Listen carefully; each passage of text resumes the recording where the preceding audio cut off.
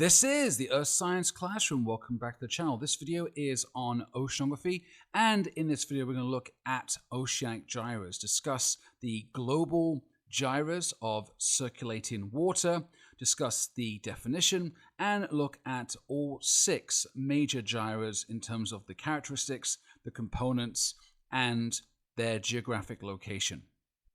This is the Earth Science Classroom. Welcome back to the channel. An oceanic gyre is defined as a large-scale global flow or circulation of ocean water, salty or saline water, around our planet's oceans based on various factors which influence this flow. One being the location of the continents and the shorelines and the depth of the ocean basin. The next is a combination of both the Coriolis force or effect and the prevailing wind, which is a consequence or byproduct of what's called PGF, which is pressure gradient force, which is the resultant force out of 2 different external factors, the Coriolis effect and high and low pressure.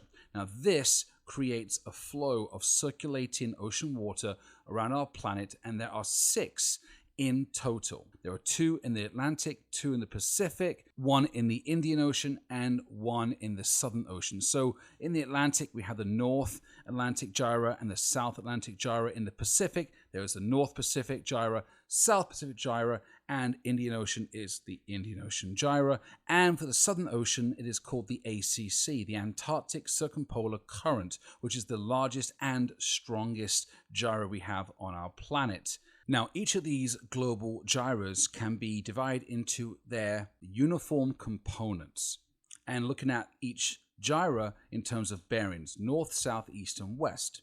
Now, these components include 2 boundary currents and 2 transverse currents. The boundary currents are the currents flowing on the western side or the eastern side, and they flow between north and south. Then we have the transverse currents, which are the intermediate and connecting currents between the eastern and western boundary currents, and these transverse currents are flowing east to west or west-east. Now, in general, the western boundary currents of any oceanic gyre are usually fast-flowing and narrow in terms of the width on the ocean surface. They're generally warmer, and they move poleward towards the poles, and they're usually deep. So narrow, deep, fast, warm, and they are moving a large amount of water, around 50 surfdrops, which is the unit of flow of water. 1 surfdrop is 1 million meter cubed per second,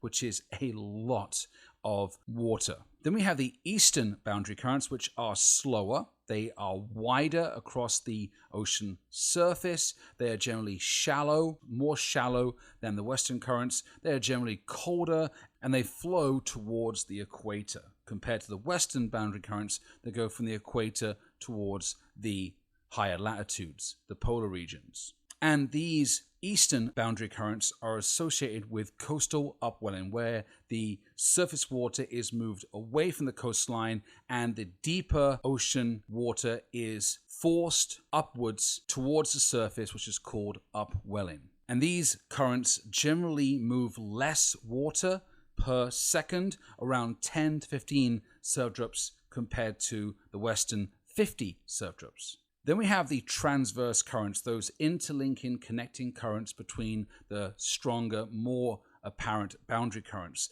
The westerly transverse currents, going from west to east, they're generally wider and slower. Compared to the easterly or trade winds transverse currents, they are generally faster and narrower, in many cases transporting over 30 surfdrops of ocean water per second, which is going to then provide the western boundary currents with the adequate amount of water to move through that part of the gyre.